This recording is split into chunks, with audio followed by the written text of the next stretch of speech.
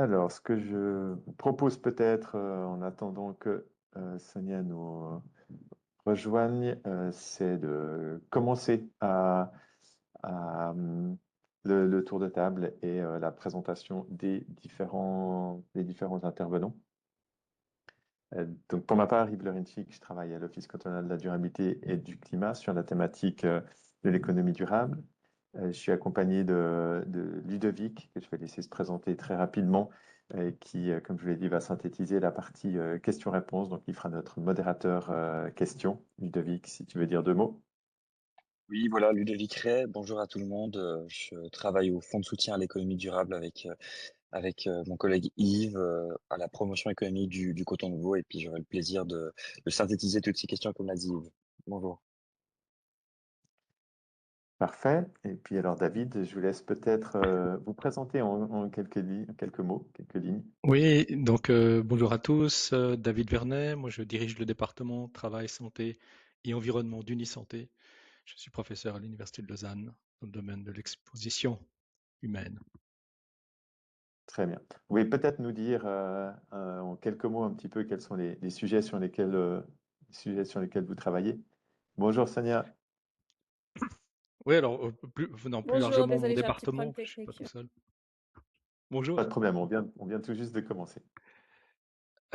Oui, donc Unisanté fait pas mal de choses dans le domaine du climat et de sa relation, en relation en fait entre la santé et le climat, parce que on a des gens qui travaillent sur les maladies vectorielles, hein, parce que évidemment c'est une problématique, les insectes, les moustiques tigres par exemple, avec toutes les maladies qui sont transmises par ces vecteurs, qui sont liées à la chaleur. On travaille beaucoup sur la pollution atmosphérique, aussi très dépendante des conditions climatiques.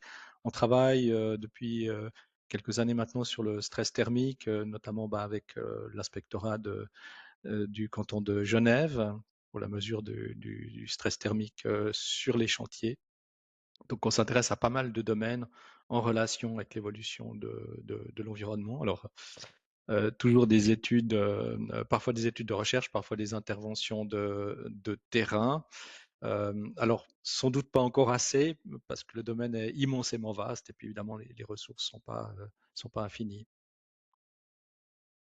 On va revenir là-dessus. Parfait. Donc on était sur le tour de table. Sonia, je vous laisse vous présenter en quelques mots. Oui, Sonia Seniveraté, je suis professeure à l'École polytechnique fédérale de Zurich, climatologue. Je travaille sur les changements d'événements extrêmes, aussi sur les processus sur les continents et je suis membre du GIEC, je suis vice-président du groupe 1 du GIEC. Merci beaucoup, Thomas.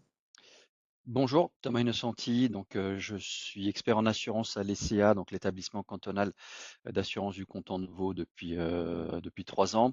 Et avant ça, j'étais expert d'assurance pour divers cabinets internationaux d'expertise, mandatés par différents assureurs, notamment dans le cadre de catastrophes naturelles, un peu à travers le monde, que ce soit des inondations, des ouragans en zone Caraïbe aux États-Unis ou des tremblements de terre. Voilà. Et finalement, Jérôme. Oui, ça marche. Bonjour. Moi, je suis géologue, donc Jérôme Dubois, géologue spécialisé en dangers naturels et même plus spécialement en protection des bâtiments contre tous les éléments naturels depuis que je travaille pour les CA depuis bientôt 6 ans. Merci beaucoup à tous. Donc, on a maintenant un petit peu moins d'une heure trente pour passer un peu en revue ce sujet. Quand on a décidé d'organiser le webinaire, on ne pensait pas que ce serait autant d'actualité. Alors, avec une actualité qui est très spécifique sur la chaleur, alors que la problématique, elle est quand même nettement plus large. Donc, forcément, on va parler de chaleur. Peut-être, David, que vous serez un peu plus sollicité qu'anticipé dans le webinaire aujourd'hui. Mais on va aussi s'intéresser, bien sûr, aux autres sujets. Pour commencer, peut-être, on a une recommandation du Réseau pour l'adaptation au changement climatique, hein, qui est piloté par l'Office fédéral de l'environnement, sur les scénarios à prendre en compte pour planifier l'adaptation. Et le scénario maintenant qui constitue une base réaliste est celui à +3 degrés au niveau mondial. Donc, Sonia, on va peut-être commencer par vous. Ce scénario plus 3 degrés, est-ce que vous arrivez à nous rappeler un petit peu ce que ça veut dire, ce que ça va impliquer pour la Suisse, peut-être avec un focus sur les 3, 5, 10 prochaines années, euh, plutôt l'horizon, enfin déjà, qui est déjà un horizon temps assez long pour les PME, mais qui va nous permettre de comprendre un petit peu ce qui va se passer. Oui, tout à fait. Donc, dans ce scénario-là, c'est plus ou moins, disons, le scénario sur lequel nous sommes, si on voit au niveau des émissions. Il faut dire que là, on serait très, très loin des objectifs qui ont été fixés dans l'accord de Paris, hein, puisque dans l'accord de Paris, l'objectif qui a été ratifié par de nombreux pays, y compris la Suisse, c'est de limiter le réchauffement global bien au-dessous de 2 degrés et si possible à 1,5 degré. Donc là, on serait très loin de ce changement-là. À 3 degrés, donc on s'attendra à atteindre 3 degrés, disons, dans la deuxième moitié du siècle. Dans l'immédiat, ça ne faudrait pas forcément dire un scénario très différent de ce qu'on aurait, disons, dans les quelques années à venir. On est arrivé à presque 1,5 degré, ça ne changerait pas forcément quelque chose. Par contre, ça voudrait dire qu'on continue à émettre beaucoup, donc on continue à avoir une température qui augmente de plus en plus. Concrètement, pour la Suisse, si on arrivait à se tenir dans les objectifs de l'accord de Paris, on pourrait à peu près limiter le réchauffement climatique au niveau qu'on a actuellement, ce qui veut dire que le genre de canicule que nous avons actuellement continuera à se reproduire fréquemment, mais on n'aurait pas des événements bien pires que ça. Alors que, par exemple, à 3 degrés, en moyenne, les canicules seraient par rapport à l'ère pré-industrielle, on serait à peu près à 7 degrés de plus pour les canicules en moyenne, hein. Donc, ce serait, par exemple, vraiment des impacts très importants pour la Suisse. Donc, effectivement, un scénario à 3 degrés, ça veut dire aussi qu'on aurait des pertes de biodiversité dans de nombreux endroits. On aurait aussi beaucoup plus de risques d'atteindre des points de bascule globaux. Enfin, on aurait la possibilité peut-être d'avoir vraiment des changements qui ne sont pas du tout maîtrisés. Donc, c'est un scénario vraiment très grave qui, en partie, enfin, on ne peut pas non plus évaluer toutes les conséquences parce qu'il y a effectivement la possibilité d'atteindre ces points de bascule. Par rapport à l'année qu'on est en train de vivre, ça voudrait dire quoi? Ça va être une année typique, ça va être, il faut s'attendre à des températures qui sont encore plus élevées pour comprendre un petit peu. Et puis peut-être enfin, quelles vont être les années un peu extrêmes, quelles vont être les années, entre guillemets, normales pour le futur, un peu comment ça va évoluer ces prochaines années. Donc, à 3 degrés, le genre d'été qu'on a eu maintenant serait complètement normal, ce qui veut dire qu'on aurait des étés qui seraient encore bien pires que ça. On en aurait donc d'autres peut-être un peu moins chauds, mais ça voudrait dire que le genre d'été qu'on a eu, enfin, ouais, pendant le genre de canicule qu'on a eu au mois de juin aurait lieu très fréquemment. On aurait aussi des impacts, pas seulement en Suisse. Il faut bien imaginer qu'on aura aussi des impacts à l'étranger. Par exemple, ça pourrait impacter la sécurité alimentaire. Ça pourrait aussi induire des conflits à l'échelle globale. Enfin, il faut bien s'imaginer, il ne faut pas juste penser qu'on aurait un petit peu de changement climatique, puis rien de plus. Ça signifie vraiment qu'au niveau global, on aurait un bouleversement disons, des systèmes climatiques. Ça veut dire 2 fois plus de réchauffement que ce qu'on a maintenant. Donc, c'est énorme. Très bien. Peut-être un petit focus sur cette année et puis l'année à venir, puisqu'on entend parler d'un phénomène El Niño renforcé. Donc là aussi, est-ce que vous arrivez à nous dire un petit peu ce que ça veut dire pour ces 2 années et puis peut-être dans le futur, est-ce que justement c'est des cycles qui se reproduisent? Oui, donc voilà, disons, la canicule qu'il y a eu cet été, ça n'a pas un lien direct avec El Niño. Le El Niño a peu d'effet en Europe, mais c'est vrai qu'on s'attend à avoir un El Niño très fort plus tard dans l'année, ce qui pourrait avoir des impacts très importants dans d'autres régions, par exemple induire encore d'autres canicules très importantes ou des sécheresses ou des précipitations intenses, par exemple des inondations. Ça voudrait dire aussi un réchauffement global très prononcé.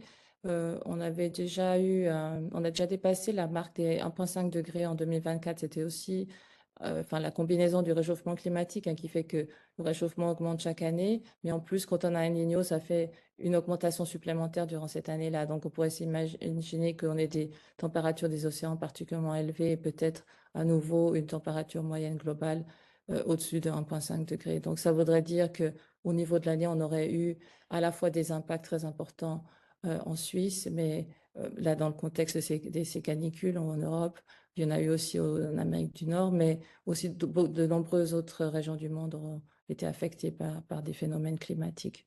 Et puis, oui, peut-être sur la Suisse, juste pour dire les changements que nous avons déjà, on est déjà affecté par des changements très importants. On a plus de 3 degrés de réchauffement en Suisse déjà, alors qu'on a 1,5 degré de réchauffement à l'échelle globale. Donc la Suisse se réchauffe beaucoup plus que la plupart des autres régions du monde. Parfait, très bien. Merci. Donc, peu d'impact direct de ce phénomène El Niño pour la Suisse. Et l'année qu'on est en train de vivre n'est pas directement liée à ça. J'ai peut-être une question un petit peu pour tout le monde. On va faire un petit tour de table sur finalement cette année et puis la situation qu'on vit actuellement. Déjà, qu'est-ce qui vous surprend? Quels sont les impacts que ça a sur votre activité quotidienne au niveau de vos organisations? Euh, alors peut-être que Sonia, on peut commencer par vous, puis après on fera un tour de table, suivre avec David, et puis après Thomas et Jérôme. Euh, Ben, disons, dans ma vie quotidienne, c'est clair, je suis aussi affectée par la canicule, hein, donc les températures étaient vraiment très élevées. J'ai aussi eu de la peine à dormir, il faut ouvrir les fenêtres, etc. Enfin, je veux dire, donc je suis certainement aussi affectée à ce niveau-là. Euh, Concrètement, dans mon travail, ben, j'ai beaucoup d'interviews sur le sujet, donc voilà, mais c'est vrai que, disons, dans ma vie quotidienne, ben, je suis affectée par la canicule comme tout un chacun. Ça veut dire peut-être qu'il faut essayer d'éviter de travailler quand il fait vraiment trop chaud. Enfin, je veux dire, au milieu de la journée, ça peut être difficile. Ou bien, voilà, essayer de trouver des méthodes pour mon bureau. Par exemple, je descends toujours les stores pour m'assurer qu'il n'y ait pas trop de réchauffement à l'intérieur du bureau.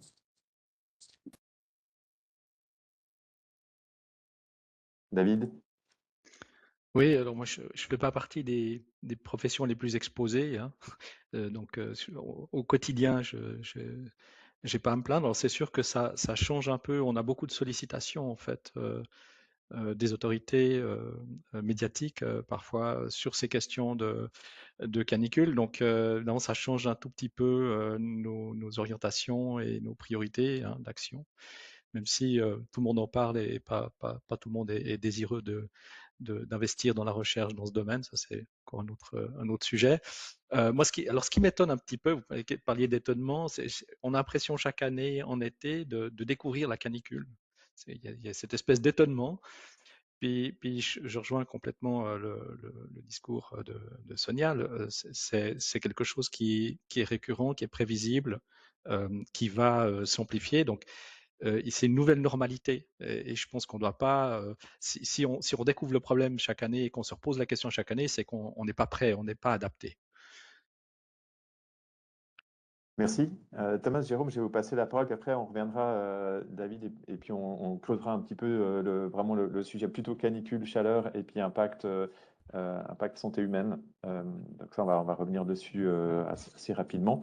Et peut-être Thomas d'abord et Jérôme après, quels sont les impacts au-delà dans votre vie, on va dire, quotidienne, mais au niveau de vos organisations.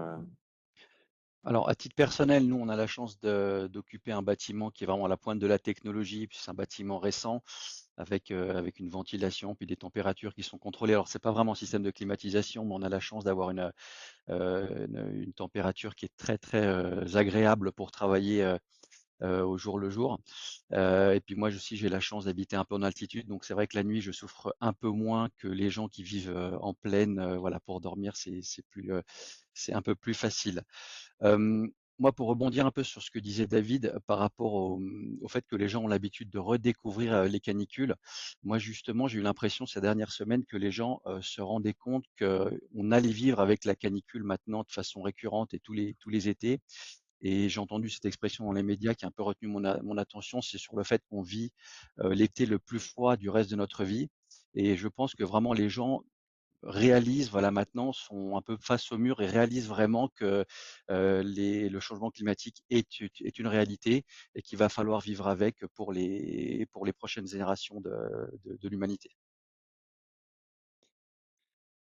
Ok, alors moi je vais parler aussi de l'ECA et puis rappeler que la sécheresse et la canicule ne sont pas assurées par l'ECA, donc ça ne nous touche pas directement. Peut-être qu'on peut parler des bâtiments aussi parce que historiquement on n'a pas vraiment construit pour résister aux canicules. Maintenant on a changé un peu notre mode de construction et puis on est, je pense, depuis très peu de temps en train de se rendre compte qu'il faut qu'on ait des bâtiments aérés et puis des bâtiments qui résistent à la chaleur. Donc, je pense qu'il y a un effort à faire de ce côté-là sur surtout les nouveaux bâtiments pour qu'on s'adapte un petit peu à ces chaleurs. Merci. On va revenir sur la question de l'assurance, effectivement, et qu'est-ce qui est assuré et qu'est-ce qui n'est pas. David, est-ce qu'on peut creuser un peu le sujet impact santé humaine? Parce que, effectivement, si on regarde les médias, bon, en fait, c'est très basique, c'est-à-dire qu'on fait un lien entre chaleur et puis le fait de s'aérer, etc. Et vous l'avez un petit peu mentionné au démarrage. En fait, les effets, ils sont multiples. Est-ce que vous arrivez à nous brosser un petit peu le portrait globalement? Et là où les impacts sont les plus importants, puis peut-être là où les impacts sont un peu plus inattendus et ceux dont on parle un peu moins. Oui, alors je pensais bien de prendre un petit peu de perspective. C'est vrai qu'on a cette vision. Alors j'étais un peu critique sur le fait qu'on redécouvre un peu la canicule chaque année. On commence à s'y habituer, mais c'est perçu quand même comme, je pense, un épiphénomène aussi au regard de l'amplitude du problème et finalement la manifestation de stress thermique, de canicule, c'est le pic d'exposition, la partie un peu visible de l'iceberg. Je ne sais pas si je peux partager un slide avec vous, si j'ose. On va voir si ça fonctionne. Que vous connaissez sans doute. C'est un slide. C'est une image qui a été publiée par. Est-ce que vous la voyez? C'est une image qui a été publiée par l'OMS, que vous connaissez peut-être, je pense, qui dit pas mal de choses. Alors évidemment, l'OMS s'intéresse à la santé humaine, mais il faut bien percevoir que les dégâts liés au réchauffement, ils sont avant tout sur l'écosystème, sur notre environnement général, mais c'est l'environnement dans lequel on vit, donc ça va beaucoup affecter notre santé, en tout cas indirectement. Puis ce que nous dit l'OMS, tous ces petits logos, donc bon, explique un peu ces mécanismes, mais tous les petits logos que vous voyez en bas, alors je ne sais pas si ma souris est apparente ou pas, mais c'est les outcomes de santé auxquels on s'attend, qui sont liés à l'évolution climatique. Et donc bien sûr, il y a des situations d'accidents qui sont liées aux événements extrêmes. Tout ce qui est lié à l'excès de température, ça c'est la partie un peu visible de l'iceberg, mais derrière il y a tout un tas d'autres problèmes, notamment les problèmes respiratoires qui sont liés à l'évolution de la pollution qui est très dépendante des conditions météorologiques, la question de la qualité des eaux et de toutes les transmissions des maladies par les eaux, des zoonoses animales, des maladies portées par les vecteurs, hein. Il y a 30 ans, il n'y avait pas de moustiques tigres en Europe. Et puis maintenant, ils sont pratiquement partout. Donc, on découvre des maladies qui n'existaient pas en fait dans nos pays. Le problème de la malnutrition, puisque il y a aussi maintenant les sols vont souffrir de ces événements climatiques avec un appauvrissement probablement des sols et une perte de productivité. Les problèmes cardiovasculaires qui sont plutôt des effets sur le long terme. Et puis tous les problèmes liés à la santé mentale. La santé mentale qui est liée aux événements extrêmes, à la précarité, bien sûr, mais aussi à l'éco-anxiété. Donc tout ça, à l'heure actuelle, c'est ce qu'on estime être les outcomes de santé liés au changement climatique. Et en réalité, il y en a deux à peu près qu'on arrive à estimer à l'heure actuelle, parce qu'on a des modèles pour ça. C'est le problème du stress thermique direct, parce qu'on peut calculer en quelque sorte l'atteinte en fonction de l'évolution météorologique. Et puis les maladies cardiovasculaires, en tout cas certaines d'entre elles, celles qui sont liées aux polluants atmosphériques.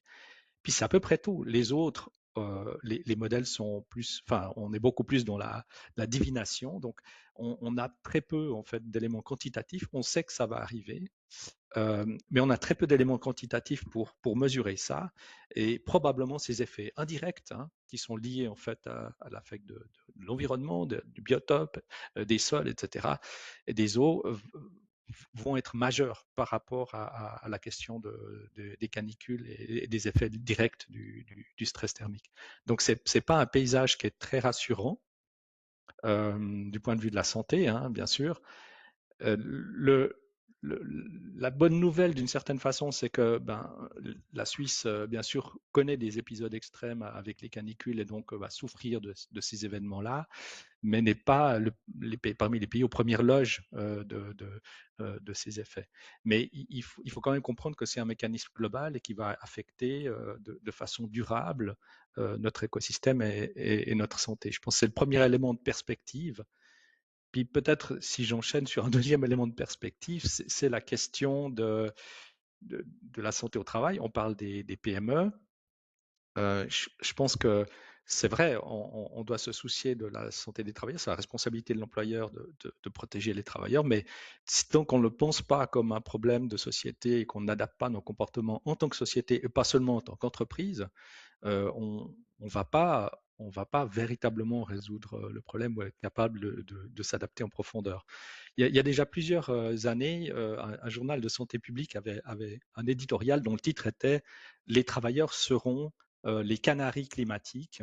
Donc, ils seront aux premières loges en fait de cette transformation. Et puis la raison, évidemment, c'est en particulier que les travailleurs en extérieur, ils sont plus exposés parce qu'ils ont une activité physique, parce qu'ils ne peuvent pas choisir dans le travail leurs horaires, leur lieu de travail, et donc évidemment, ils sont beaucoup plus exposés que les gens dans leurs loisirs qui ont plus de marge de manœuvre, etc. Donc, ils sont contraints par les horaires de travail et par l'activité du travail, qui fait qu'ils subissent en premier lieu ces phénomènes, mais qui seront subis par l'ensemble de la population. Donc, on doit le voir vraiment comme quelque chose de global. Enfin, je ne sais pas si j'ai répondu à votre question, à vrai dire. J'ai peut-être dérivé un petit peu. C'est pas aucun problème. Le but c'est d'avoir un échange, donc n'hésitez pas. Les autres aussi, si vous voulez rajouter quelque chose, n'hésitez pas à lever la main et puis continuer. Si je comprends bien quand même, on est dans une situation en fait où malgré le fait qu'on était complètement au courant de l'évolution, on est déjà très peu préparé par rapport à ce qu'on sait déjà, et on est dans une situation où il y a beaucoup de choses qu'on ne sait pas encore, et sur lesquelles Exact. on n'a pas de réponse. Exact. On sait que ça va arriver. Qualitativement, les mécanismes sont connus, ils sont assez clairs, mais ce qu'on n'a pas, c'est l'impact quantitatif souvent. Très bien. Oui, Sonia. Ah. Alors, Sonia a disparu, donc on la laissera intervenir quand elle revient. Mais on va revenir un petit peu après sur, en tant que PME, éventuellement comment on peut démarrer sur le sujet, parce que c'est vrai que là, on parle d'une problématique qui est globale, avec peu de préparation, peu d'anticipation. Ça devrait être, on va dire, lié à des politiques publiques, plutôt logiquement, ces notions d'adaptation. Pour une personne ou pour une PME, c'est pas toujours facile de savoir comment je me lance et comment j'avance. Mais avant de revenir peut-être là-dessus, juste faire le lien avec la question de l'assurance. Parce qu'effectivement, Jérôme, tu l'as mentionné tout à l'heure, les notions de tout ce qui est lié à la chaleur, finalement, ne sont pas, en tout cas pas de la responsabilité des CA. Est-ce que sur cette thématique assurantielle, est-ce qu'il y a quelque chose à dire, finalement, les dommages qui sont liés à ces aspects de canicule, de chaleur, est-ce que c'est assurable ou pas du tout? Quel est le rôle de l'ECA là-dedans?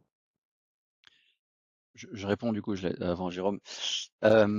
Effectivement, les canicules ou la température en elle-même, elle est pas constitutive d'un élément assurable.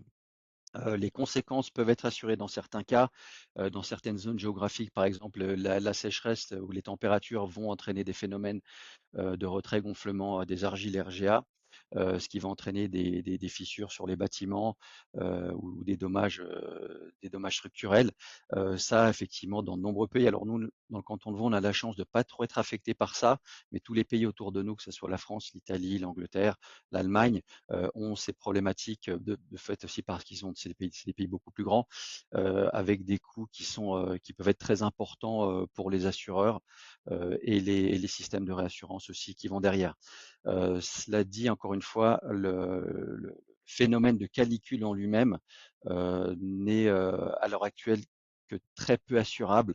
Dans certains cas spécifiques, il y a des assurances de type paramétrique qui peuvent être mises en place, mais c'est encore c'est très limité en termes de disponibilité pour alors déjà pour les particuliers ça n'existe pas, mais pour les entreprises dans le domaine de la construction ça commence à se mettre en place, ou dans le domaine de l'événementiel aussi ça peut être mis en place, mais ça reste encore des solutions qui sont entre guillemets pas à la portée de la PME, de la petite PME quoi.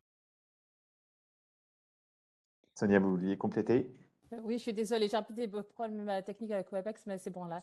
Donc, non, je voulais, parce que vous posé la question avant sur les impacts sur la santé. Alors, c'est vrai que peut-être il y a certains aspects quand même qui sont encore incertains, enfin, comme, disons, David l'a mentionné, mais j'aimerais quand même, disons, rappeler qu'en fait, on a quand même des impacts qui sont très clairs sur le fait, par exemple, qu'on a des personnes qui décèdent des conséquences de la canicule. Donc, par exemple, pour la canicule du mois de juin, on sait qu'il y a à peu près 200 personnes qui sont décédées. En tout cas, c'est les derniers chiffres que j'ai lus. En plus, on peut très clairement faire le lien au changement climatique d'origine humaine. On a fait une étude, par exemple, sur les décès lors de l'été 2022 avec des collègues de l'Université de Berne. Là, nous avons trouvé que c'était plusieurs centaines de personnes qui étaient décédées des conséquences de la canicule, et on pouvait très bien faire le lien avec donc le réchauffement d'origine humaine. Donc, on sait qu'en tout cas, ça augmente un grand nombre de décès, en particulier par les troubles cardiovasculaires. Le fait qu'il y ait des impacts supplémentaires, ça c'est clair, mais un grand nombre des impacts sont déjà connus et ils sont déjà prouvés. David, vous vouliez compléter? Oui, absolument. Donc sur la partie stress thermique, on a des chiffres, alors qui sont des chiffres de mortalité, puisqu'en fait, ce qu'on voit, c'est une augmentation statistique des décès. Je crois que la dernière canicule de 2022, c'était 60 000 morts en Europe prématurés. Souvent, c'est des morts prématurées dans les populations plutôt âgées. Donc ça c'est clair qu'on a des chiffres. Mon argument était, bon, le problème est sans doute plus large, puis les chiffres, ils sont beaucoup moins clairs sur, par exemple, même pour le stress thermique, sur les maladies chroniques. L'exposition régulière à des pics de chaleur conduit aussi à des problèmes cardiovasculaires, des problèmes rénaux sur lesquels on n'a pas encore beaucoup de recul. Et ça, on les verra pas bêtement, enfin pas simplement malheureusement dans une statistique démographique annuelle, quoi. Très bien. Pour continuer peut-être là sur l'impact que ça peut avoir sur des PME, est-ce que vous arrivez à creuser un petit peu le sujet l'impact que ça va avoir sur la vie courante, potentiellement sur une productivité, sur la capacité de travail, etc. Là, est-ce que alors quels sont les secteurs qui sont les plus concernés? On pense bien au secteur, enfin, aux personnes qui travaillent à l'extérieur, mais pas forcément seulement. Est-ce que là il y a des études qui sont en cours? C'est pour faire le lien un petit peu avec une PME qui va aussi avoir enfin, potentiellement, si elle met en place des mesures, un effet bénéfique, moins négatif en tout cas pour elle. Pardon, juste peut-être une question du chat qui vient compléter un peu la thématique actuelle abordée. Concernant les chaînes d'approvisionnement, est-ce que la robustesse, voilà, peut être une réponse appropriée contre la performance au sein de l'organisation? Et puis quid de l'approvisionnement alimentaire qui est demandé aussi? Alors, je propose qu'on revienne après sur la partie indirecte, donc sur la partie effectivement alimentaire, qu'on reste un tout petit peu plus sur l'impact direct déjà sur les entreprises dans un premier temps, puis après effectivement on peut prendre un impact un peu plus indirect et ouvrir, puisque le sujet n'est bien sûr pas que la question de la canicule et des vagues de chaleur.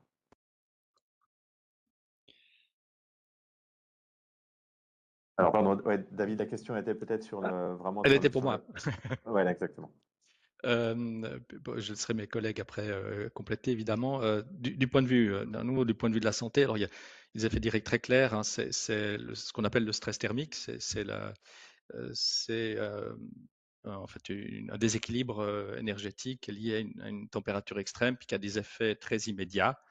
Alors qui peut conduire, si on fait rien évidemment, à un coup de chaleur qui est très grave, hein, qui peut avoir des conséquences dramatiques. Il peut aussi avoir des effets chroniques, je pense que je l'ai mentionné sur la santé rénale, mais il a aussi comme effet, alors évidemment direct, de baisser la productivité, qui peut être perçu soit comme un effet, soit comme un caractère préventif, parce que la première recommandation, évidemment, c'est de baisser l'activité physique quand vous êtes dans une situation de stress thermique. Donc, on a dans les faits une baisse de régime. On n'est pas capable, dans des situations de stress intense, de performer au même niveau d'activité.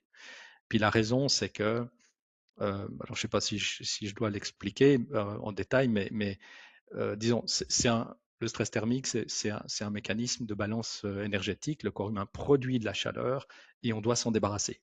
Les hommes sont essentiellement, enfin les individus sont essentiellement des radiateurs et ils doivent se débarrasser de cette chaleur. Et quand vous êtes dans un environnement chaud, eh bien, les mécanismes physiques qui permettent de se débarrasser de cette chaleur sont empêchés, sont limités, et donc vous allez avoir tendance à l'accumuler, à accumuler la chaleur, ce qui est dangereux pour votre corps. Donc, une façon très simple d'agir, c'est de baisser l'activité physique, et c'est ce qu'on fait un peu instinctivement, naturellement, quand on est exposé à des environnements très chauds.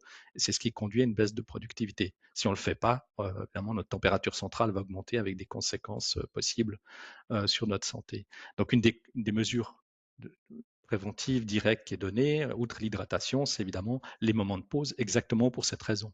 Je pense qu'il faut quand même dire que entre le repos et une activité physique intense, vous avez un facteur 4 à 5. Vous produisez 4 à 5 fois plus d'énergie que vous allez devoir dépenser. Et donc, ça fait une différence énorme. Donc, on peut énormément changer la situation par l'adaptation de l'activité. Ça, c'est un élément. Mais les conséquences, évidemment, c'est à la fois la perte de productivité, le risque de coup de chaleur, et aussi, il faut le savoir, le risque d'accident. Les accidents, ça s'est largement démontré. Les températures extrêmes conduisent à une augmentation des accidents du travail, pour des raisons qu'on comprend, hein, qui sont liées à la fatigue, au manque de vigilance, au fait qu'on ne porte pas certains équipements de protection parce que trop chaud, trop lourd, trop encombrant. Et donc, on voit statistiquement une augmentation des accidents du travail. C'est vrai aussi pour les températures très très basses, mais donc malheureusement, ceci ne compense pas cela, puisqu'avec le dérèglement climatique, on s'attend à plus d'événements extrêmes, une fréquence d'événements extrêmes plus élevée. Donc, on va bien sûr diminuer les extrêmes au froid, mais on va augmenter la fréquence des extrêmes au chaud, ce qui fait qu'on s'attend à plus d'accidents du travail. Merci. On va continuer un petit peu le tour d'horizon sur les effets et les conséquences qui peuvent être attendus. On va passer un petit peu sur la question catastrophe naturelle. C'est vrai que les effets directs qu'on voit, les plus évidents, c'est la question de la chaleur et la question des catastrophes naturelles. Donc peut-être entre Thomas et Jérôme, est-ce que vous arrivez à nous dire un petit peu quelles sont les tendances que vous observez au niveau de l'ECA, les risques, en tout cas pour la région ici, que vous voyez comme étant les plus importants? Alors, sur les données qui proviennent de tous les cantons qui disposent d'un ECA, je vais vous partager une slide là dans quelques instants. On voit qu'il y a sur ces dernières dizaines d'années une augmentation des sinistres liés aux éléments naturels et une diminution des risques des sinistres liés aux incendies. Je vais vous partager la slide tout de suite pour que vous puissiez voir. Je ne sais pas si ça fonctionne. Pas encore. Oh, pardon. Du coup,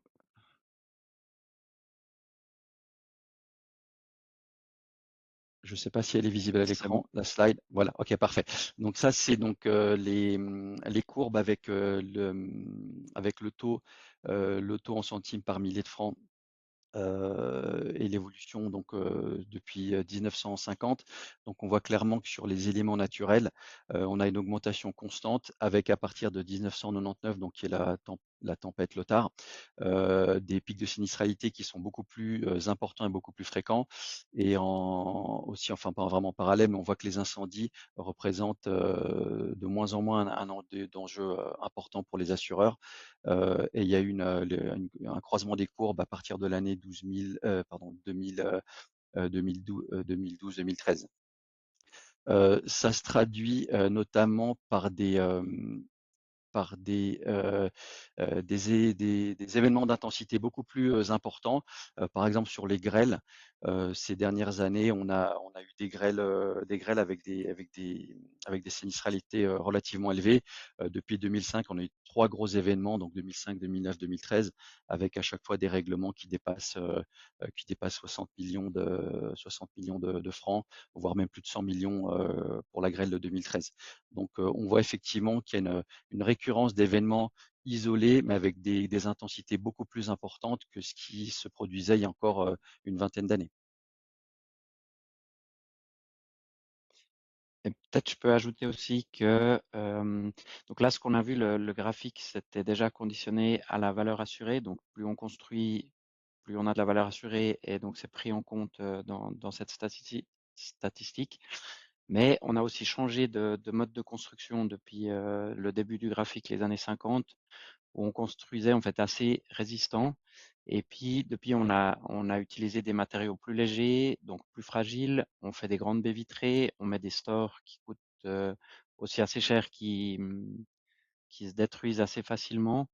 On a aussi ce mode de construction qui est assez, enfin, qui a péjoré la situation aussi. Et ça, je pense qu'on peut faire un effort pour, enfin, on va faire un effort et on est en train de faire un effort pour revenir à des constructions plus résistantes.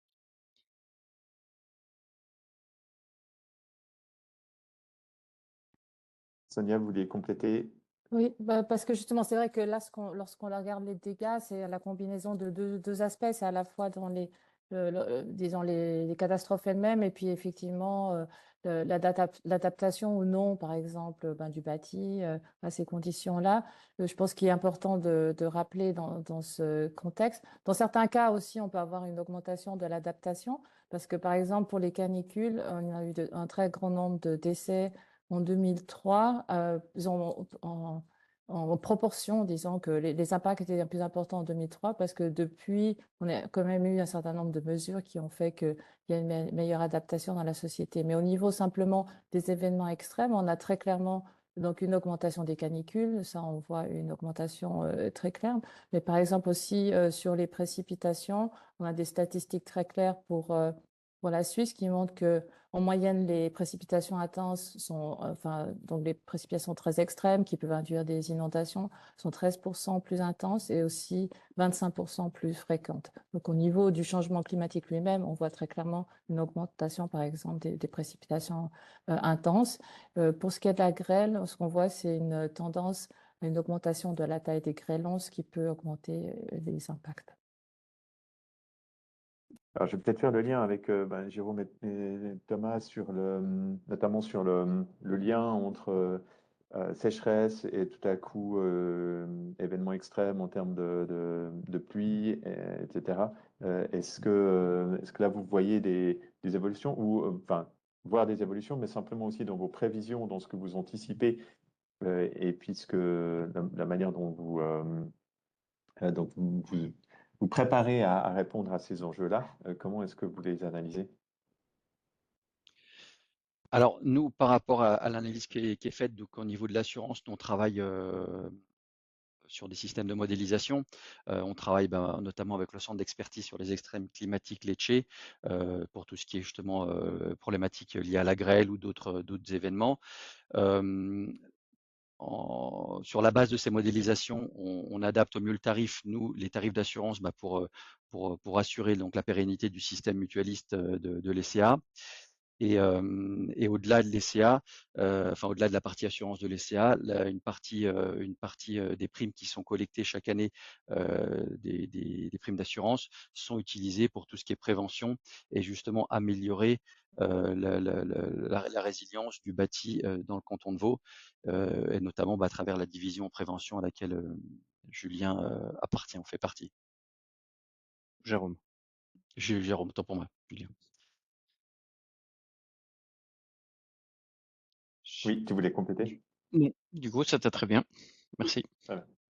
De votre côté, est-ce que vous arrivez à nous dire un petit peu aussi, alors deux questions. La première, c'est par rapport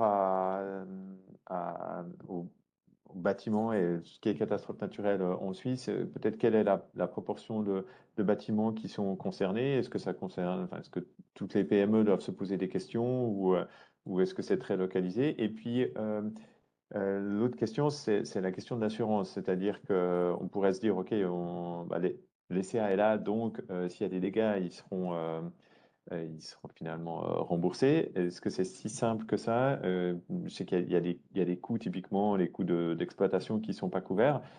Donc, enfin, quels sont les risques pour une entreprise dans ce cadre-là? Alors, l'ECA, c'est un assureur de dommages. Donc, on indemnise les dommages liés, on va prendre l'exemple de la grêle, donc aux dommages physiques liés à la grêle. Par contre, une PME, par exemple, qui aurait sa toiture qui est endommagée par la grêle et des machines qui auraient été endommagées ensuite par l'eau, par la pénétration de l'eau à l'intérieur du bâtiment, elle verrait son activité arrêtée pour une durée pouvant aller sur plusieurs mois. Et donc les pertes financières, donc les pertes immatérielles, ne sont pas couvertes par les CA, et auquel cas, ces entreprises doivent faire appel à des assureurs privés. Donc là, on n'est plus dans le cadre de l'assurance obligatoire, donc c'est une assurance facultative. Beaucoup d'entreprises l'ont, mais des fois, elles ne l'ont pas dans des mesures suffisantes, ou peut-être elles ne pensent pas que un arrêt de l'activité pourrait être long ou pourrait avoir des répercussions financières qui pourraient aller jusqu'à même l'arrêt total de l'exploitation. Les assurances complémentaires, donc c'est tout simplement l'assurance perte d'exploitation. Et encore une fois, elle est souscrite auprès d'assureurs privés qui sont voilà, tous les assureurs sur la place. Enfin, les assureurs habituels proposent ce type de garantie. Et puis du coup, pour la première question qui était qui est concerné, quelles PME sont concernées, là, ça dépend parce qu'on a des cartes de danger naturel gravitaire qui ont été publiées en 2015. Et là, on peut voir si on est dessus ou pas, hein. Il y a les glissements de terrain, les inondations par débordement de cours d'eau, les, les laves torrentielles, les chutes de pierres. Ça, c'est assez localisé et on peut assez facilement voir si on est touché. Ensuite, il y a le ruissellement, qui a aussi une carte qui a été faite à l'échelle nationale. Et là, c'est, je crois, 60% des bâtiments qui sont touchés, donc en théorie, de ce qu'on voit sur la carte. Mais je pense qu'il faut même raisonner avec le ruissellement à tous les bâtiments peuvent potentiellement être touchés parce qu'il suffit des fois de changer un trottoir, une bordure de trottoir, et puis ça dévie les flux. Donc, je dirais ruissellement, donc qui crée des inondations potentiellement aussi graves qu'un débordement de cours d'eau, hein. Ça peut remplir une cave, ça fait des gros dégâts. Et ça peut toucher quasiment tous les bâtiments. Et puis ensuite, on a la grêle et les ouragans qui touchent 100% des bâtiments vaudois potentiellement.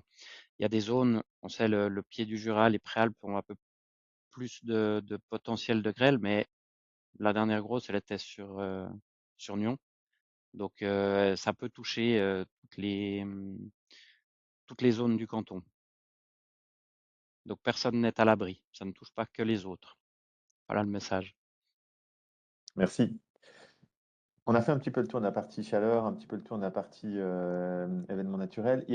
On l'a mentionné, c'est ressorti dans plusieurs questions. Il y a aussi un enjeu simplement indirect, c'est-à-dire que on peut être concerné par sa propre entreprise, mais on peut aussi être concerné en particulier par ses chaînes d'approvisionnement. Quelques exemples assez célèbres avec le débordement du Rhône il y a quelques années en Valais qui a impacté les clients de certaines entreprises localisées.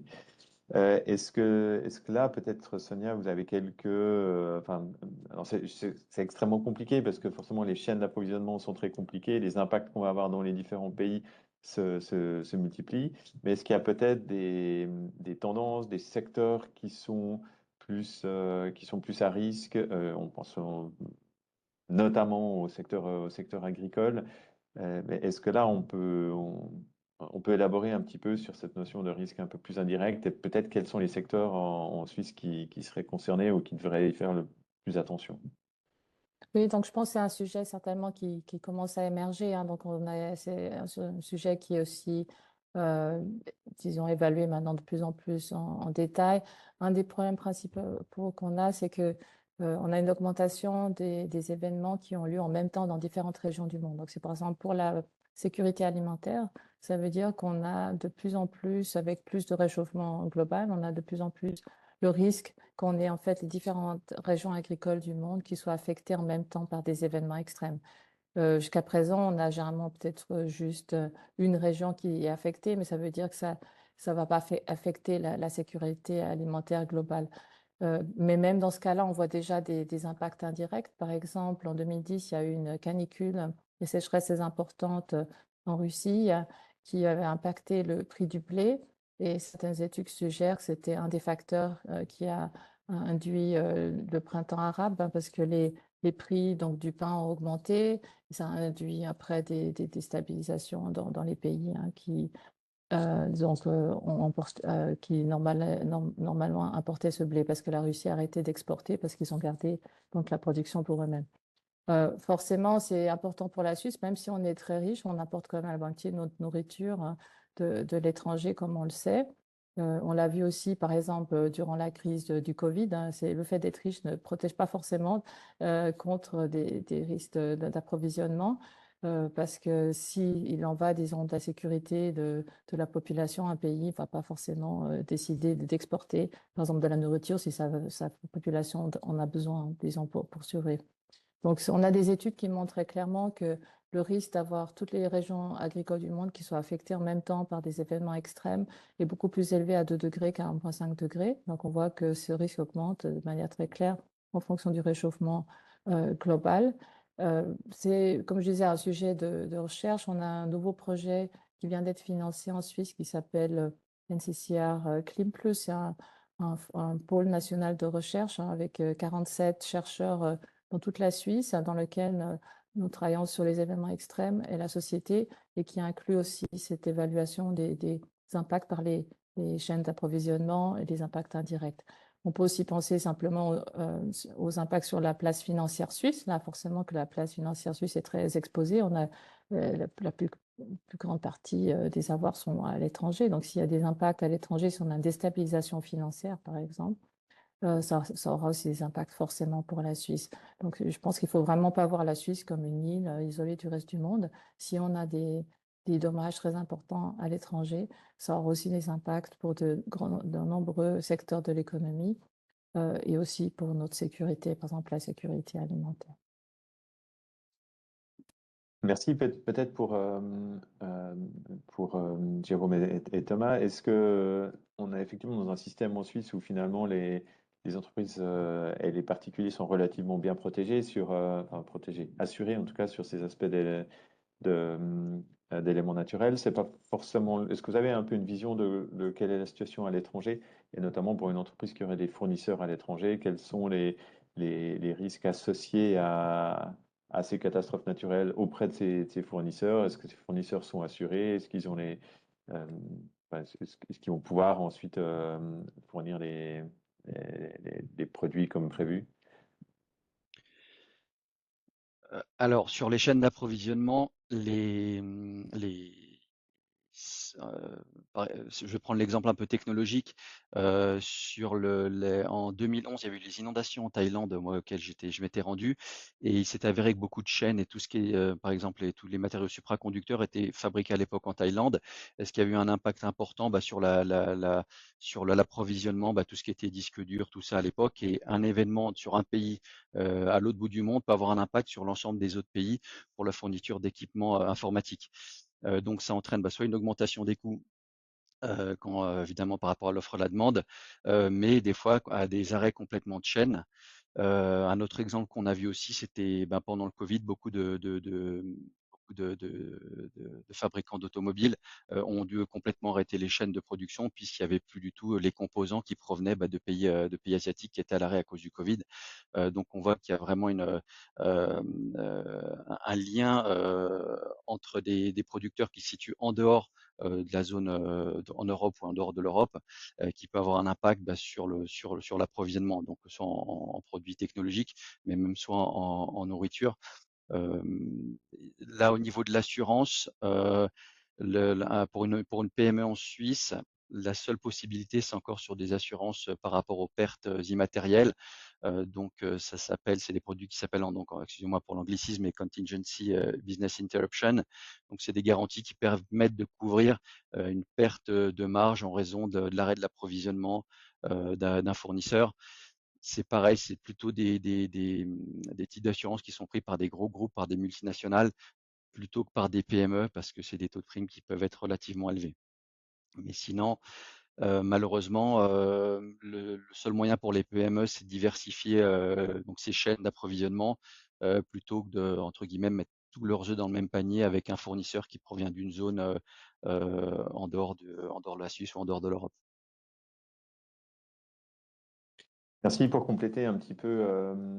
Nous, c'est ce qu'on voit aussi au niveau des demandes souvent des clients des PME vaudoises. On sait qu'au niveau multinational, cette logique de chaîne d'approvisionnement, elle est encore plus critique.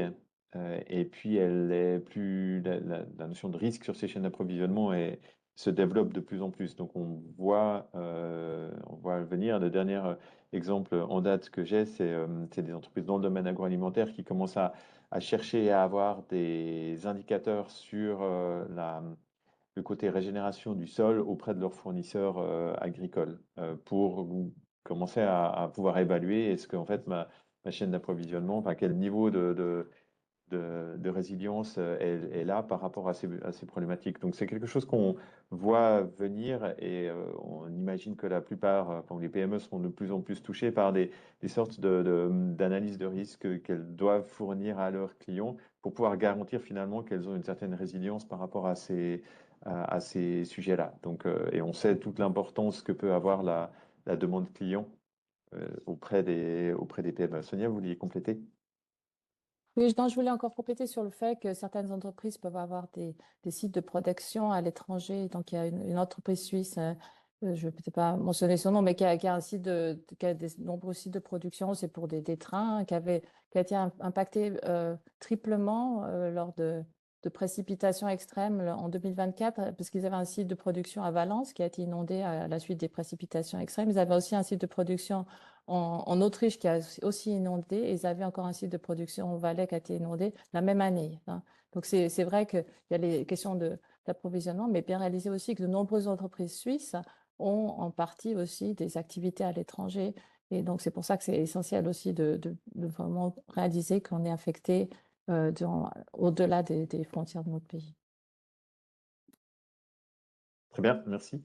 Du côté Ludovic, est-ce qu'il y a des questions? Autrement, on va clore le côté plutôt tour d'horizon et on va plutôt s'intéresser à vos conseils pour savoir, à partir de tout ce qu'on vient de dire, qui peut être un petit peu effrayant, mais disons complexe, comment est-ce qu'on prend le sujet pour une PME? Mais peut-être du côté du Ludovic, est-ce qu'il y a quelque chose que tu veux mettre en avant?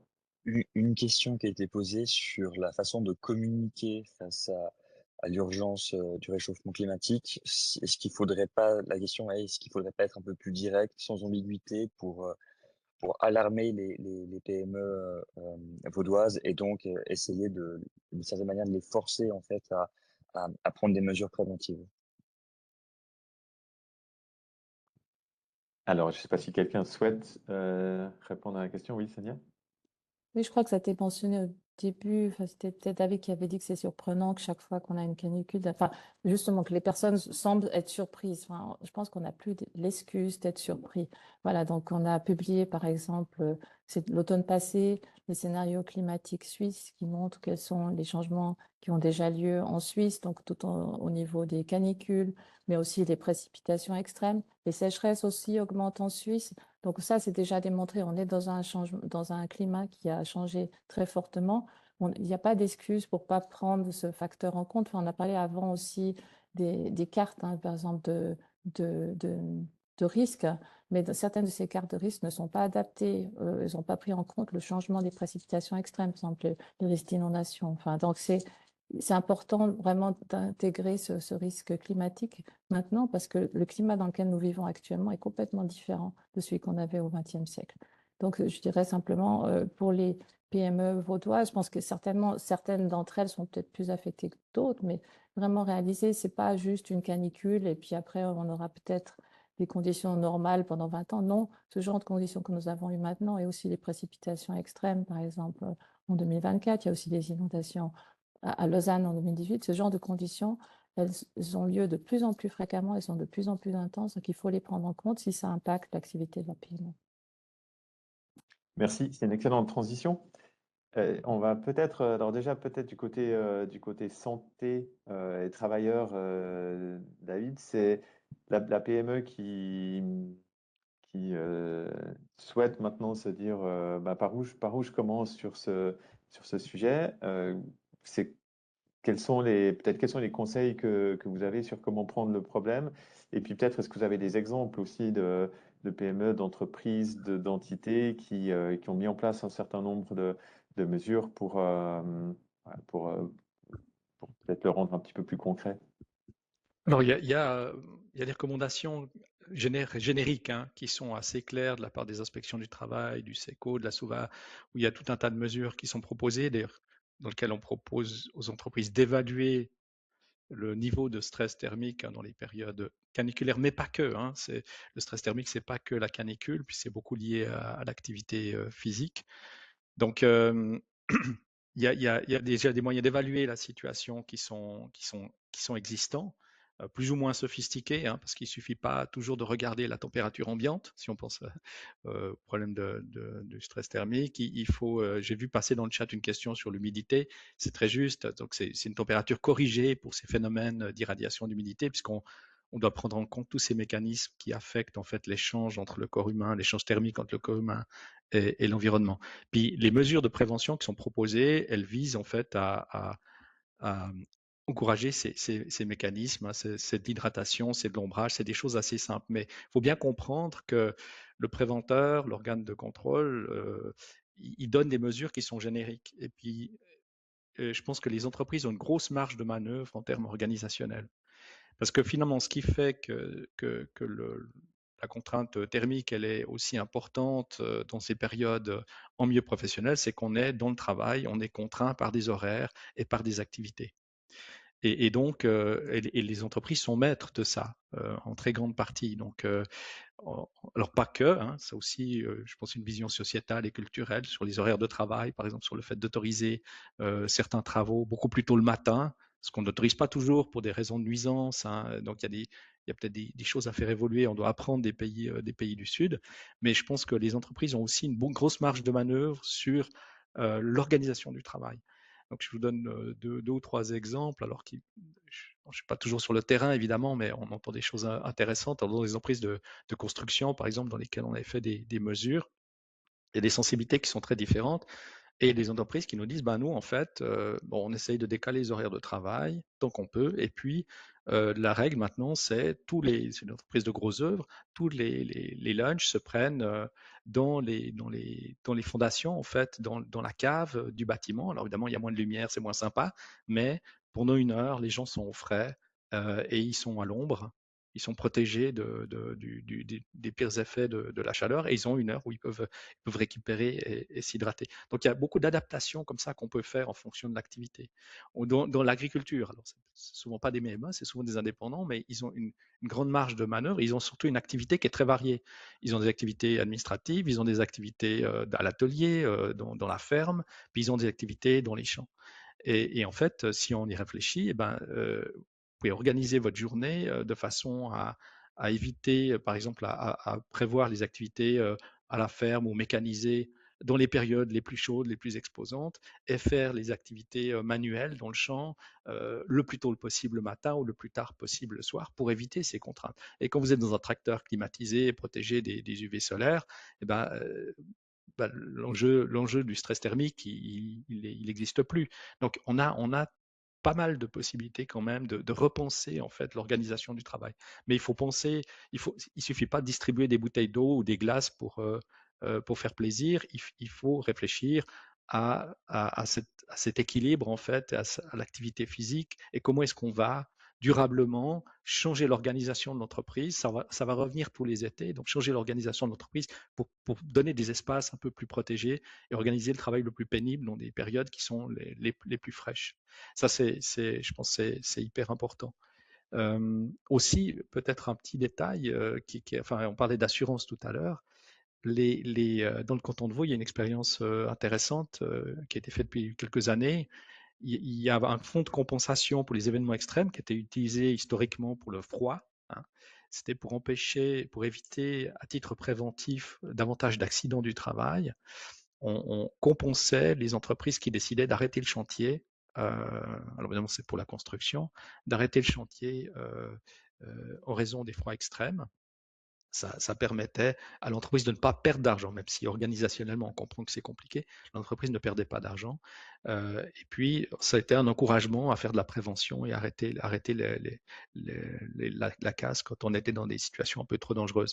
Et ce fonds peut aussi être utilisé pour les températures extrêmes au chaud maintenant. Donc, je pense que c'est un mécanisme pour l'instant qui existe au niveau cantonal, donc c'est pas évident à y faire recours, etc. Mais il y a une idée là derrière qui est intéressante de dire, finalement, si on veut faire de la vraie prévention, puis que ces situations ne pèsent pas sur le porte-monnaie directement des entreprises ou du système de santé, on doit peut-être soutenir les entreprises qui activement font de la prévention et évitent les jours les plus dommageables. Merci. Sonia, je vous laisse compléter, puis après, David, je reviens vers vous avec 2 questions complémentaires. Oui, non, je voulais juste dire, donc j'ai partagé dans le chat aussi un lien au scénario climatique suisse. Il y a aussi une brochure, enfin il y a un rapport plus long, mais une brochure assez courte qui est aussi disponible en français, donc qui résume aussi l'état des connaissances qu'on a pour les changements actuels en Suisse et aussi les projections. Pour ce qui est de l'adaptation, aussi des décisions pour changer, disons, le mode de fonctionnement des PME. Alors, c'est clair que c'est important de considérer toutes les questions d'adaptation, mais pour moi, c'est aussi essentiel de mentionner qu'on ne peut pas oublier qu'on est dans un contexte où le changement climatique devient de plus en plus fort parce qu'on continue à émettre beaucoup de gaz à effet de serre, donc de CO2. La cause principale, il ne faut pas oublier quelle est la cause principale de ces changements que nous voyons, c'est la combustion d'énergie fossile, telles que le pétrole, le gaz, le charbon. Donc concrètement en Suisse, la Suisse, elle aussi contribue à cette augmentation des gaz à effet de serre. Il faudrait donc se passer autant que possible des énergies fossiles, par exemple, plus avoir de voitures à essence. On a des alternatives tout à fait correctes avec des voitures électriques. Pour les chauffages aussi, plus avoir de chauffage à mazout ou à gaz. Donc, dans la mesure, par exemple, où on repense les bâtiments, ce serait essentiel d'inclure aussi ces aspects-là, parce que ça ne fait pas de sens, disons, de penser seulement à l'adaptation et continuer à émettre du CO2, par exemple, qui va continuer à empirer encore la situation. Je voulais aussi juste rebondir sur un commentaire qui était dans le chat, était sur les événements cumulés, sur le fait que on peut avoir des événements qui ont lieu en même temps, par exemple des événements de chaud et sec en même temps, par exemple, qui augmentent le risque de feu de forêt. Donc les modèles représentent certainement ce genre de changement, mais par contre, au niveau de la littérature, il n'y a pas encore des analyses en détail sur ces questions. Et c'est vrai que de comprendre aussi au niveau des impacts, qu'il ne s'agit pas seulement des changements des canicules ou des précipitations, mais le fait que la plupart des étés ne seront plus vraiment tels qu'on les connaissait au XXe siècle. On aura de nombreux étés qui auront des canicules, d'autres avec des précipitations extrêmes. Donc on a de moins en moins de conditions normales au sens de ce qu'on pouvait l'entendre au siècle passé. Oui, merci beaucoup. Et une question très concrète, enfin très précise pour David sur le fonds de compensation, de savoir comment est-ce qu'il est alimenté. À l'heure actuelle, il est alimenté directement par l'État de Vaud. Donc, c'est un fonds qui est géré par les partenaires sociaux, syndicats et entrepreneuriat, qui gèrent un financement qui est donné chaque année par l'État de Vaud et qui permet lorsqu'on s'inscrit et puis qu'on remplit les conditions climatiques pour ces arrêts de chantier, qui permet d'obtenir une petite compensation. Je pense que vous le trouverez si vous allez sur le site de l'État. Je peux retrouver le lien si ça vous intéresse et vous l'envoyez. Ça marche. Et puis deux questions qui sont complémentaires. C'est la première, c'est sur est-ce que ces notions commencent à être intégrées dans les réglementations au niveau du droit du travail ou par exemple dans les CCT? Est-ce que là, il y a une prise en compte de ces sujets qui se fait, à quelle vitesse? Et puis, est-ce que là, il y a des évolutions auxquelles les entreprises vont devoir faire face? Pas tant que ça, parce que la réglementation, d'une certaine façon, existe. Elle est régie par la loi sur le travail, hein, sur les conditions de travail. Après, dans la mise en œuvre, c'est un petit peu plus compliqué peut-être pour la température que pour d'autres phénomènes physiques ou chimiques. C'est l'appréciation du risque thermique, elle se fait évidemment non pas seulement en fonction de la température, mais on l'a dit en fonction de l'humidité, de l'activité physique. Donc elle est assez nuancée en fait. Et malheureusement, c'est un domaine dans lequel il n'y a pas dans la loi une température fixe qui est donnée aux entreprises. Et donc il y a une espèce de crescendo de mesures qui sont proposées en fonction du niveau de risque. Mais formellement, le législateur n'a pas dit il y a une température à laquelle il est interdit de. Pour l'instant, ça n'existe pas. Donc après, on voit aussi des pratiques, et ça explique pourquoi aussi il y a des pratiques différentes qui apparaissent dans les cantons, hein, où certains cantons, on le voit, arrêtent les entreprises dans les périodes caniculaires, d'autres pas. Donc il y a encore un problème d'harmonisation à ce niveau-là. Euh, alors, juste mentionner quand même, il y a une température qui est donnée, mais c'est pour les femmes enceintes. Là, la température, elle est très claire, c'est 28 degrés, et on considère après que c'est une mise en danger chez la femme enceinte, et donc on ne devrait pas laisser quelqu'un travailler à ces températures-là, une femme enceinte travailler à ces températures-là. Mais c'est à peu près la seule donnée qui est vraiment rigide. Le reste, bah, c'est une appréciation qui va crescendo, où on propose en fait des mesures d'adaptation à partir de 20, 25 à quelques degrés en fonction de l'activité physique. Et donc, voilà, la réglementation, elle reste euh, assez floue sur cette interprétation parce qu'il y a pas mal de nuances dans la métrique, dans la façon de mesurer ça. Qui évidemment, on comprend qu'il y a aussi des enjeux derrière financiers, hein, avec le risque de dire si tout le monde arrête de travailler parce qu'il fait trop chaud, ça pose des problèmes économiques, etc. Donc, on est quand même dans ces éléments de tension-là. C'est intéressant, on pourrait se poser la question, pourquoi est-ce que c'est pas aussi intégré dans le droit du bail, les 28 degrés, puisqu'il y a beaucoup d'appartements dans lesquels il y a certainement des femmes enceintes qui sont à des températures qui sont au-delà de ce 28 degrés. Euh, Ouais. alors, Alors, si je peux, on parle beaucoup des responsabilités des employeurs, mais souvent les maisons privées sont moins bien ventilées que les espaces de travail, puisqu'il y a moins d'obligations, hein, dans ce domaine, et donc parfois même le télétravail, c'est pas toujours une bonne solution, hein. Si vous avez des conditions chez vous qui sont mauvaises, parfois il est meilleur d'aller au travail. Ouais. tout à fait. On a une petite précision d'Aline par rapport à cette question du 28 degrés, qui est apparemment la réponse du SECO qu'elle a reçue, c'est que ce n'était pas une limite absolue pour les femmes enceintes, mais une limite à partir de laquelle une analyse de risque doit être faite. Mais, voilà. Alors oui, c'est juste. Alors le 28 degrés, il apparaît dans les commentaires de la loi sur le travail. Et puis après, lorsqu'il y a un risque pour la femme enceinte, en principe, ça veut dire analyse de risque. C'est comme pour les produits chimiques. Bon, on peut penser évidemment que si on doit recourir à une analyse de risque au-delà de 28 degrés, préventivement, le médecin du travail voudra pas prendre de De risque. risque. Ouais. Bien. Je vous laisserai continuer, comme le suggère Aline, éventuellement la discussion en bilatéral. J'avais une autre question parce que vous avez effectivement mentionné que enfin, c'est de mettre en place un plan canicule pour une entreprise ou autre, mais il y a quand même la question de savoir où on va chercher les compétences pour réussir à le faire. Donc, vous avez mentionné le fait qu'il y avait un certain nombre de documents, enfin que finalement les règles elles étaient assez simples, mais assez génériques. Pour une entreprise spécifique, comment elle s'y prend? Est-ce que le fait de finalement de donner la responsabilité à quelqu'un dans la PME est suffisante, puisqu'avec ChatGPT, il aura les réponses et puis un peu de bon sens, il arrivera à mettre en place les choses? Ou est-ce qu'il faut vraiment faire appel à des compétences particulières ou les trouver pour comprendre un petit peu, si vous deviez en quelques minutes conseiller quelqu'un qui se lance sur le sujet, où est-ce qu'il va chercher les premières infos? C'est quoi les premières étapes? Hmm. Alors, on peut faire beaucoup de choses avec du bon sens, hein.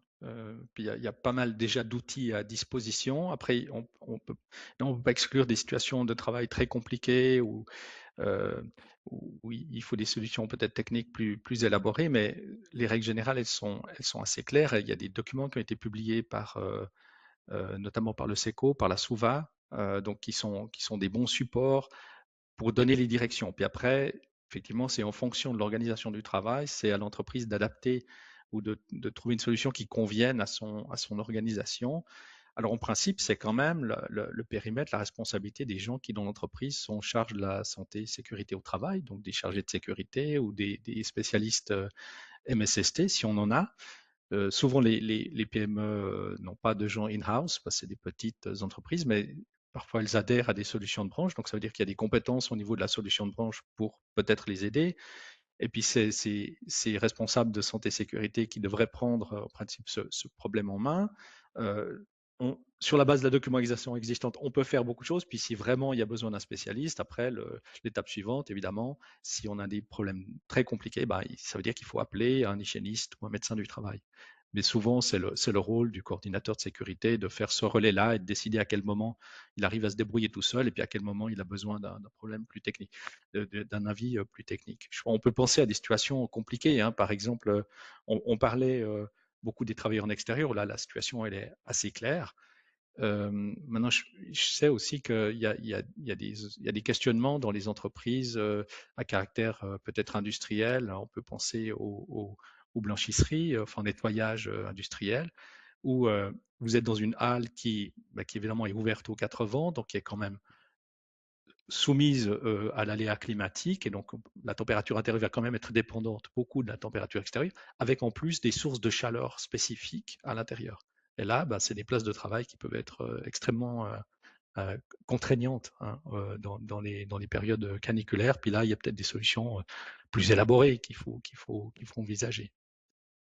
Pour compléter, puis après on va sortir de ce sujet-là, mais souvent c'est, en tout cas sur la partie chaleur, c'est en plus des mesures qui ont un temps de retour sur investissement qui est particulièrement court. On en a fait l'exercice sur plusieurs cas de figure avec l'installation de ventilateurs ou d'autres. Donc on n'en a pas le sentiment directement parce qu'on n'a pas des réductions de coûts. Par contre, on travaille rapidement sur une amélioration de la productivité, sur un taux des absences qui sont limitées ou une rétention, donc des conditions de travail meilleures, des gens qui partent pas, etc. Et donc, si on met un petit peu des chiffres derrière tout ça, ce qu'on ne fait malheureusement pas assez, on voit que ces mesures, elles ont des temps de retour sur investissement qui sont très courts. Donc, si je résume, il y a une problématique qui est récurrente, il y a beaucoup de bon sens, beaucoup de matériel, etc., qui existe, souvent des solutions techniques qui ne sont pas si compliquées que ça, et puis un temps de retour sur investissement qui est assez court. Donc, il n'y a pas vraiment de raison. Après, on pourrait débattre sur pourquoi est-ce que les entreprises ne le font pas plus, mais c'est une problématique, enfin, personne ou entreprise, etc. Mais c'est une problématique qui est récurrente sur toute une série des sujets de la transition où, en fait, on a cette difficulté à vraiment faire le pas. Je vais peut-être poser les mêmes questions sur la partie plutôt danger naturel, c'est-à-dire que là aussi, une entreprise qui se dit, OK, faudrait que j'y fasse attention. Enfin, j'ai envie de j'ai envie de m'y mettre. C'est quoi les recommandations que vous avez? Peut-être aussi les soutiens. Je sais qu'il y a des soutiens financiers qui existent aussi du côté des CA. Donc, est-ce que vous pouvez élaborer un petit peu là-dessus? C'est quoi vos premiers conseils pour une entreprise? Ouais, alors je vais commencer et puis du coup ça me permet de donner une petite touche d'optimisme parce que jusque-là on n'avait pas forcément beaucoup, mais on a effectivement de l'argent pour vous en tant que privé, mais PME, tout, hein, donc pour protéger les bâtiments, on a un fonds qui permet de payer 80%, enfin jusqu'à 80% des mesures de protection et puis jusqu'à 100% des études. Donc, hésitez pas trop à vous poser la question et nous poser la question parce qu'on est là pour vous conseiller et vous aider. Donc ce fonds, il concerne tous les éléments naturels, hein, autant une chute de pierre que la grêle ou les inondations, ruissellement ou débordement de cours d'eau. Donc vous pouvez faire une petite analyse de vos bâtiments et puis venir si vous pensez qu'il y a un problème ou poser des questions. Et puis il y a une autre chose qu'on fait si on parle de la grêle. On propose un boîtier grêle en fait qui remonte les stores avant la grêle. Ça, on l'offre à 100%. Et je pense que ça, c'est une chose qui est souvent sous-estimée parce que si on a, disons, un orage de grêle sur Lausanne, on aura une quantité de stores cassés qui fait que les délais d'intervention des storistes pour venir les réparer seront très longues, plusieurs mois avant de réparer. Et là, si on se retrouve en plein été avec un bâtiment où on peut plus fermer les stores, on risque d'avoir aussi des pertes de productivité et puis peut-être l'intérêt des employés ils risquent de râler un peu. En plus, éventuellement du dégât d'image d'avoir des lambeaux de store qui pendouillent à gauche, à droite. Donc ça, c'est une chose qui vous coûte rien. Et puis pour tous ceux qui ont beaucoup de stores avec de la domotique, c'est un peu le quick win pour éviter des problèmes. Il y a une question pour savoir si le fonds DCA couvre aussi les études d'analyse des dangers naturels à l'échelle d'une commune. Alors, oui et non, c'est une très bonne question, mais là, on a aussi la Direction générale de l'environnement du canton qui, a priori, est censée subventionner la partie communale, mais on travaille ensemble et puis on se répartit le travail. Donc, a priori, à l'échelle d'une commune, c'est le canton qui subventionne. Si ça marche pas, ça arrive que ça soit chez nous aussi. Merci pour la question. Ça marche. Et pour plus d'infos, Noé, tu peux contacter Jérôme ou je vous mets en contact. Est-ce que vous avez d'autres, au-delà de la partie, alors je comprends la partie fond, merci. Est-ce que à qui il faut s'adresser, c'est-à-dire elles sont où les compétences? Là aussi, je suis directeur de PME, je m'adresse à qui pour commencer à évaluer quels sont les risques, par quoi je commence, etc. Alors, je pense que le premier réflexe, c'est d'aller regarder les cartes de danger naturel qui sont disponibles sur le site, sur le géoportail de l'État de Vaud. Il y a aussi le site Protection danger naturel qui est fait par l'association des établissements cantonaux d'assurance, qui est assez bien fait parce qu'en mettant son adresse, ça nous donne plein d'informations. Ça, c'est un site qui pourrait être partagé. Si ça fait peur ou si on a l'impression de rien comprendre, on peut aussi faire un téléphone ou un mail à l'ECA, notamment à moi. On peut en discuter, voir les grandes lignes, qu'est-ce qu'il y a à faire. Et généralement, quand c'est un peu compliqué, on renvoie vers des spécialistes, soit des géologues, soit des hydrauliciens, pour aider à faire une étude un peu plus complète avant de déterminer quelle est la mesure de protection, les mesures de protection les plus rentables et utiles pour le bâtiment. Donc nous, on fait un premier conseil et puis derrière, il y a des bureaux spécialisés qui peuvent aider. Mais je pense que ça vaut la peine de passer par les CA d'abord pour faire un petit tour d'horizon. Merci. Je me permets juste de compléter ce que disait Jérôme. Si malgré les mesures de prévention, un sinistre devait malgré tout se produire, avant que le sinistre se produise d'ailleurs, les assurés peuvent aller voir donc soit au niveau des agences ECA qui sont situées un peu partout sur le canton, soit nous appeler directement pour faire un point au niveau de leur police d'assurance, savoir si par rapport aux dommages ils sont bien couverts, si notamment ils ont des frais suffisants pour couvrir ce qui justement n'est pas couvert par l'ECA. Des fois en cas de sinistre, en cas d'inondation, il y a des frais de déblaiement qui peuvent être relativement élevés et qui ne sont pas nécessairement couverts par les polices d'assurance bâtiment ou mobilière de l'ECA. Et là, c'est important pour les PME de faire le point avec nos services pour être sûr qu'ils ont des couvertures suffisantes en cas de sinistre.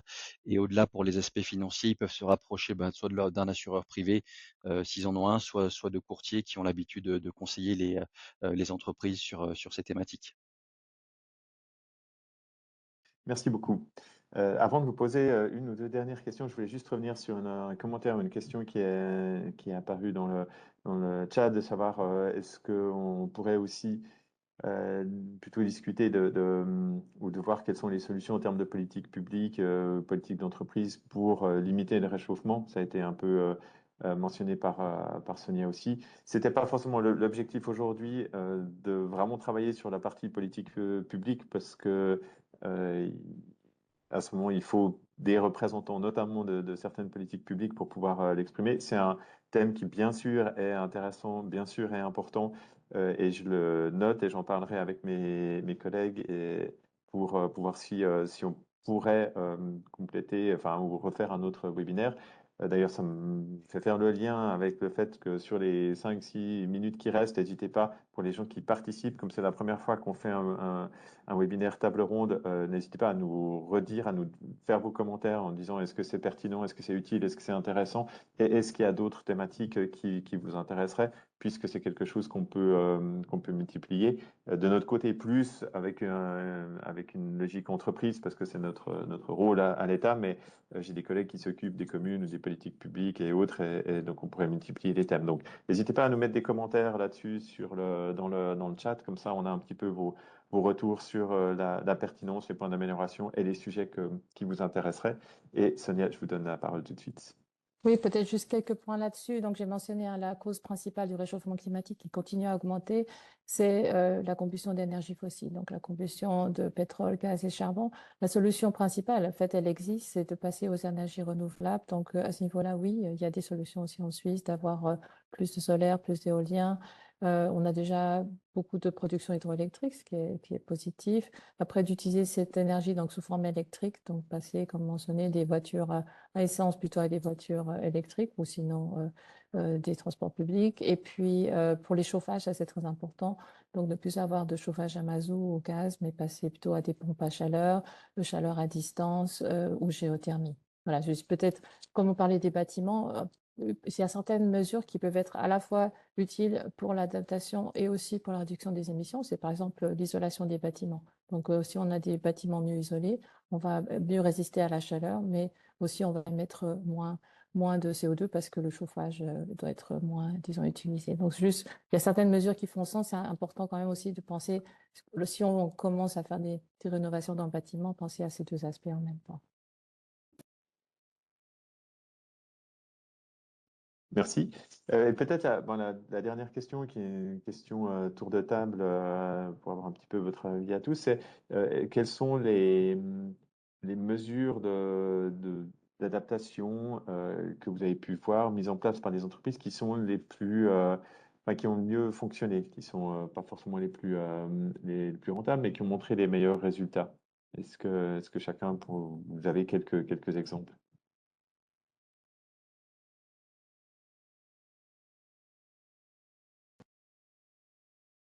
Est-ce que quelqu'un veut commencer?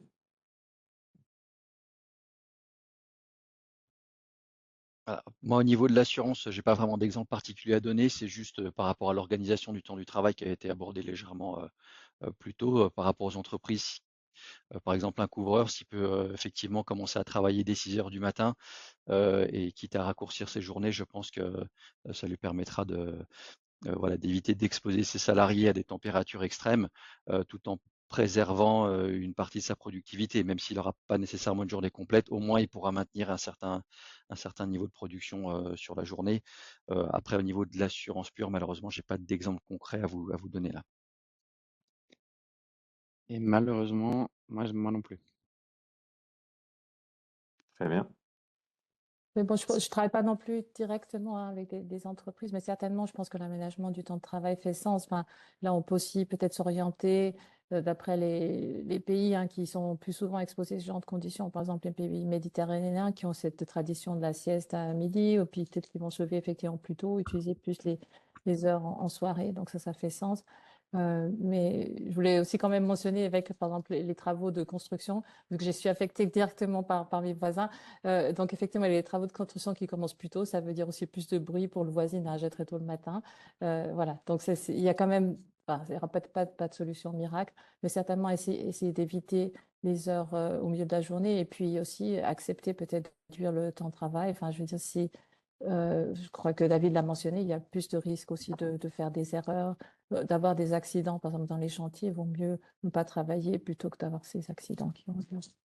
Et puis peut-être un point que je voulais mentionner, bon, ça pas directement avec les PME, mais quand même ce qui me touche, parce que je vois que cette canicule a affecté le mois de juin avec de nombreux écoliers qui étaient quand même, qui devaient faire leurs examens. Je pense qu'il faut aussi penser peut-être dans ce contexte à ce qui se passe dans les écoles, comme on peut aussi aménager des conditions, disons, plus à même à aider les écoliers à aussi suivre l'école dans ces conditions sans que ce soit difficile pour eux, par exemple lors des examens.